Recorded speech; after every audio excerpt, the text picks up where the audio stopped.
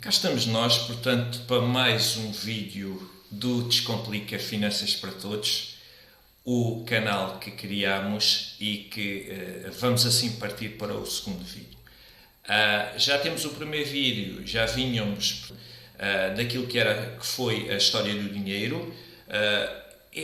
Eu compreendo que esta parte seja um bocadinho mais chata e que tenha alguma teoria, mas é fundamental nós percebermos como funciona o sistema e como funciona a mecânica do sistema, porque senão, quando partimos para o investimento, é muito mais difícil e muito mais complicado nós começarmos a escolher, digamos, os ativos em que investir. Nós temos de perceber como funciona toda esta máquina e esta mecânica para fazermos os investimentos certos e portanto, estes pressupostos, digamos assim, são fundamentais. Neste segundo vídeo, vamos então partir para ele. Vou continuar com as duas frases que são reflexo do espírito do canal.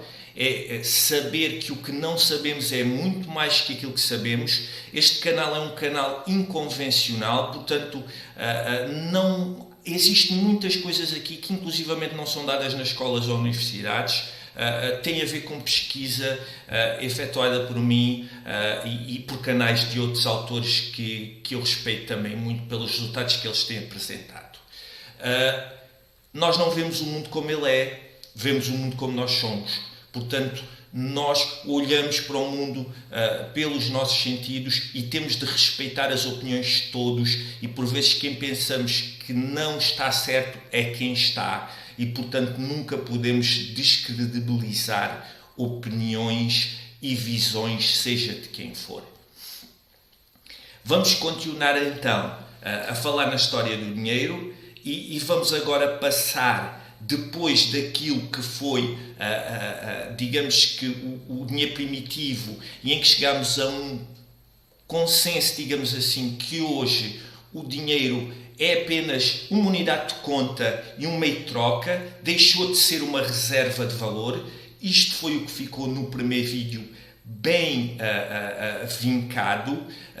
Vamos aproximar-nos mais dos tempos de hoje. E como é que chegamos a este estado?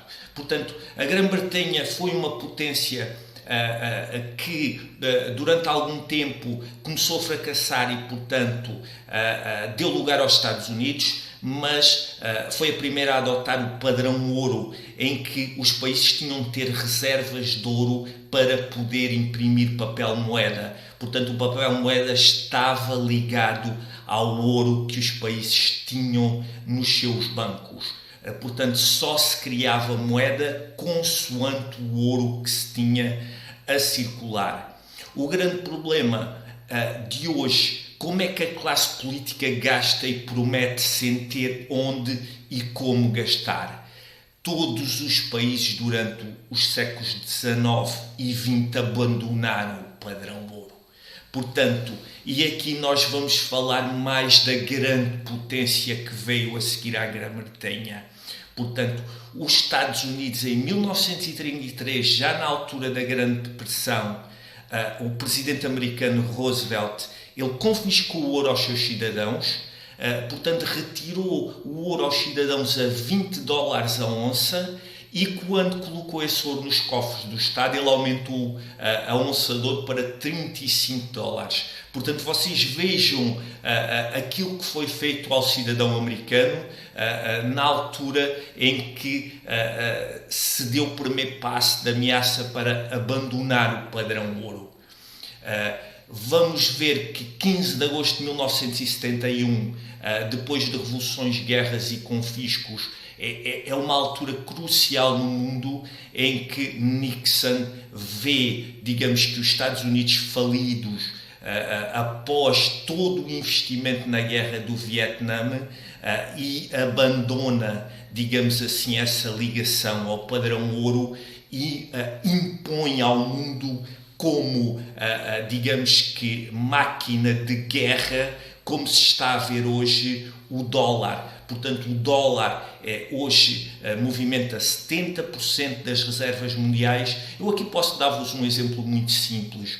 Como o dólar é apenas um meio de troca, vocês imaginem, portanto, uma peça, aqui de uma forma muito simples, uma peça de roupa que seja muito adquirida e que ganhe muita moda no mercado, ela é mais facilmente adotada. Portanto, aqui fazemos esta comparaçãozinha muito simples, em que a moeda de reserva mundial é aquela que é mais utilizada, é aquela em que há mais confiança, é aquela em que, digamos que todos os países mais apostam. E aqui, isto já foi referido, os Estados Unidos nesta altura, em 71, os gastos americanos com a guerra do Vietnã tinham levado o país praticamente à falência. Mas o que é que aconteceu? Os Estados Unidos portanto, continuavam a ser a maior potência militar e as armas e a geografia, quer queiram, quer não, continuam a impor, digamos que assim, as regras no mundo, inclusivamente no mundo contemporâneo. Portanto, o dólar é imposto e sai-se completamente do padrão ouro. Moeda de reserva mundial esta, portanto, entre 60% a 70% das trocas comerciais são feitas em dólares, e os Estados Unidos vai mais além, até cria a Reserva Federal e o Fundo Monetário Internacional. E estes organismos são controlados pela potência mundial que é os Estados Unidos. Vamos aqui dar um exemplo de como o dólar é a moeda de reserva mundial. É uma moeda que não tem tanta volatilidade e, por exemplo, se a Nigéria fizer uma troca comercial com a Arábia Saudita, a troca é feita em dólares. Portanto, a Nigéria, como a Arábia Saudita, tem desconfiança em relação à moeda que é utilizada na Nigéria ou à moeda que é utilizada na Arábia Saudita. Portanto, estas duas moedas são mais voláteis e o dólar, ao não ser tão volátil, ele serve aqui como um meio de troca entre os países ao redor do mundo. Aqui se encontra a principal razão pela qual o dólar tem esta supremacia no valor. Papel moeda, a partir do momento em que a desvinculação do padrão ouro portanto, é feita, o dólar, o euro, a libra passaram a ser o chamado fiat money, portanto, moeda com carinho do Estado e praticamente moeda sem valor, para além do valor que o Estado lhe dá como meio de troca. Eu tinha dado o exemplo que, ainda na outra sessão, que antigamente os nossos avós depositavam algum dinheiro no banco e ganhavam taxas de juro com esse dinheiro que tinham depositado. Hoje nós temos todas as taxas e taxinhas que nos retiram o poder de compra, e ainda por cima com uma grande inflação. Muita dela, vejam o vídeo anterior para recordarem estes aspectos, muita dela ligada, portanto, à desvalorização da moeda pela quantidade que é colocada em cima do sistema.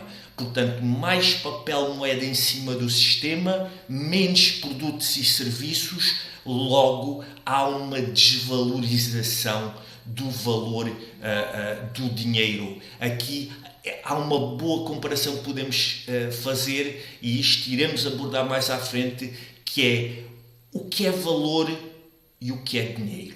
Isto vai ser muito importante, a noção que vamos ter entre o que realmente vale e o que não vale.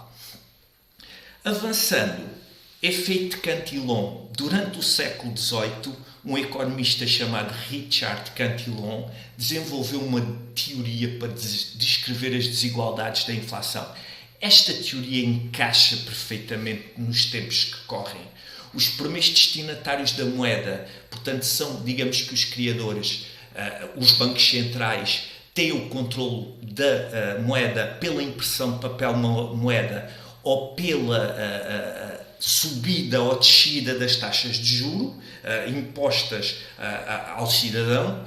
Os bancos comerciais e o governo, digamos assim, gozam do dinheiro fresco, das primeiras quantidades de cash flow, e eles, ao fim e ao cabo, são os primeiros a decidir o que vão fazer ao dinheiro. Logo, eles estão na linha da frente em relação ao uso desse dinheiro e estão, digamos que, numa supremacia demasiado evidente em relação ao cidadão comum.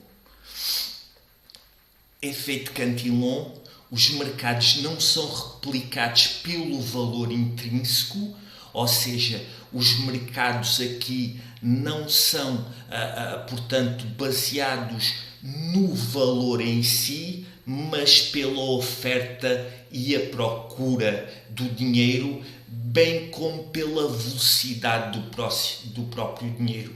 Aqui o conceito de velocidade do dinheiro é o seguinte: vocês imaginem que eu tenho 5 euros, compro, portanto, quando dou 2,5 euros, compro pão.